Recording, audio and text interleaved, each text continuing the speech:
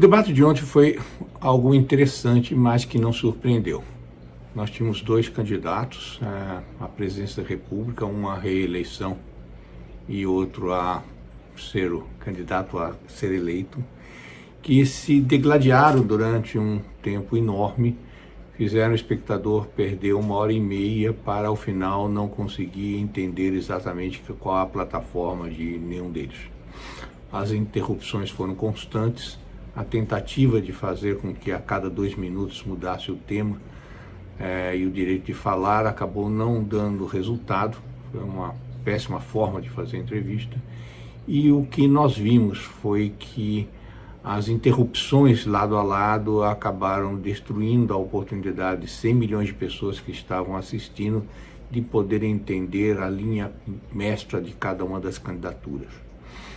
Por um lado, o presidente Trump, um político novo, com apenas menos de 4 anos de governo, não conseguiu colocar aquilo que é mais forte na sua candidatura, que foram os sucessos econômicos ocorridos durante o seu mandato. Em nenhuma forma o público conseguiu se lembrar que ele trouxe um momento de grande crescimento econômico do país, nem conseguiu ficar atento à possibilidade de que os Estados Unidos retornem a esse crescimento. Ele não destacou o fato de que nós tivemos o menor nível de desemprego na história americana dos últimos 50 anos. Por outro lado, John Biden não conseguiu colocar de uma maneira clara o que os 47 anos de vida pública trouxeram em benefício do país. O que marcou a carreira desse senador tão conhecido na mídia e que vem de um estado, Delaware, extremamente conhecido por parte de nós brasileiros, porque é o estado que esconde o titular das empresas e todos aqueles que querem fazer proteção patrimonial ou não identificar-se como dono da empresa, abre a sua companhia em Delaware, mas era um estado que fora isso não tinha grande relevância na vida americana, mas ele não conseguiu trazer também as diferenças contundentes dos pontos de vista de cada um deles. A parte das violências na rua, por um lado o Trump perdeu uma grande oportunidade de caracterizar-se como completamente a favor da ordem e da paz, ao não afirmar de uma maneira clara a sua rejeição aos movimentos brancos radicais. E, por outro lado, o Biden também não condenou de forma nenhuma as violências que têm ocorrido contra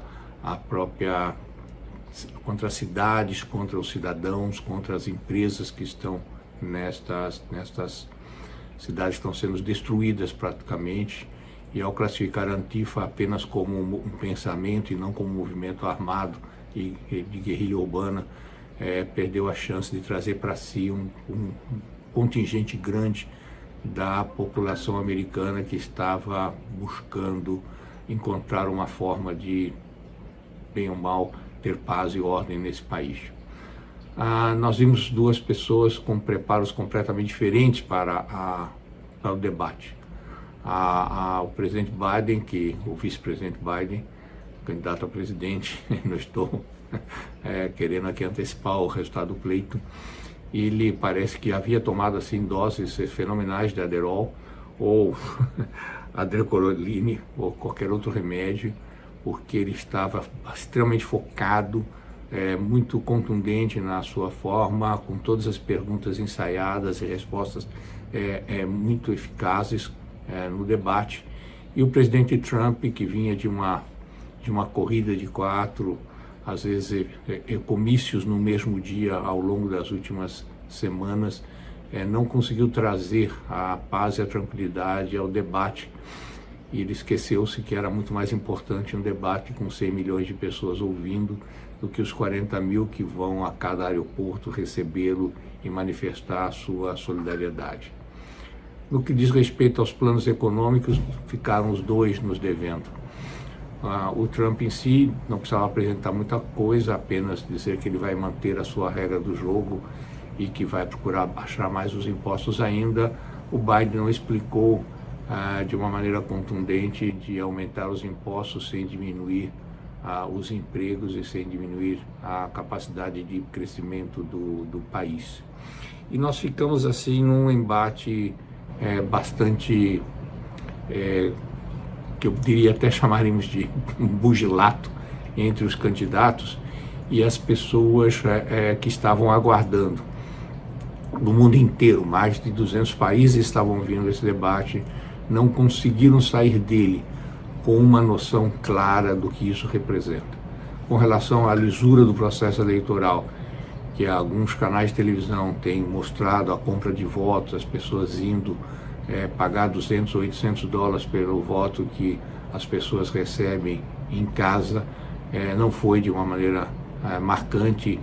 demonstrada pelo presidente atual, e também o Biden não conseguiu explicar de uma maneira eficaz de que esta lisura aconteceria de qualquer forma, o que nos leva a crer que seguramente nós não acordaremos no dia seguinte às eleições com um resultado da eleição definitivo sobre quem acabou se elegendo. Provavelmente a disputa pelo processo eleitoral irá à justiça. A ex-secretária-geral do governo Obama já disse claramente que nós não deveremos deixar de contestar qualquer que seja o resultado em desfavor, né? A senhora Clinton declarou que ela não é a favor de conceder, seja qual for o resultado, se ele for, logicamente, a favor do Trump. E o Trump já disse que vai levar o assunto às últimas consequências em termos de uma eventual fraude eleitoral. Nós teremos então a segurança, a certeza da incerteza.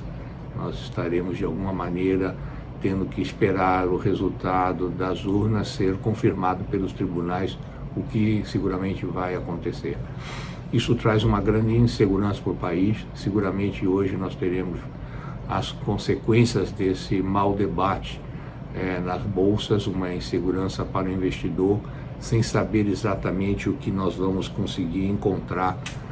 nos resultados da eleição, e menos ainda o que vai acontecer até o dia 20 de janeiro, levando-se em conta de que o processo eleitoral seguramente vai às Cortes Supremas.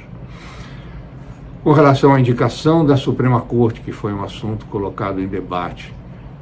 a perspectiva do Partido Republicano, que tem 11 cadeiras em jogo agora nessas próximas eleições, contra uma, na verdade, apenas do Partido Democrata, dá uma insegurança grande que eles manterão a maioria no Senado, o que fará com que eles agilizem o processo de escolha da nova juíza da Suprema Corte. Os democratas já informaram de alguma maneira de que qualquer que seja o resultado disso, numa eventual indicação aprovada pelo Senado da candidata indicada pelo presidente Trump,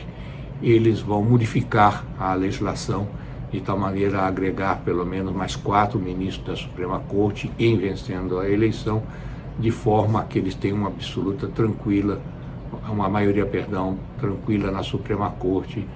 durante o próximo governo, se Biden for eleito presidente. Ou seja, voltamos à velha situação do Brasil. Nem o passado é certo numa futura decisão da Suprema Corte, porque nós provavelmente teremos um novo embate para a indicação em sendo eleito Biden de mais 4 pessoas para darem maioria aos democratas nessa Corte Suprema dos Estados Unidos. Enfim, foi um bugilato, foi uma perda enorme de oportunidade de ambos os candidatos de atrair para si os votos daqueles que estão ainda indecisos com relação em quem votar. Tivemos uma sessão muito triste com relação à democracia americana, em que não houve um empenho real por parte dos candidatos em aclarar os seus pontos de vista. Nós tivemos 2 candidatos tratando de impedir que o outro falasse, tratando de dificultar a comunicação do opositor, e infelizmente o moderador não conseguiu dominar a cena eleitoral, fazendo com que a gente pudesse aproveitar essa oportunidade para saber mais do que vai acontecer nas eleições dos Estados Unidos.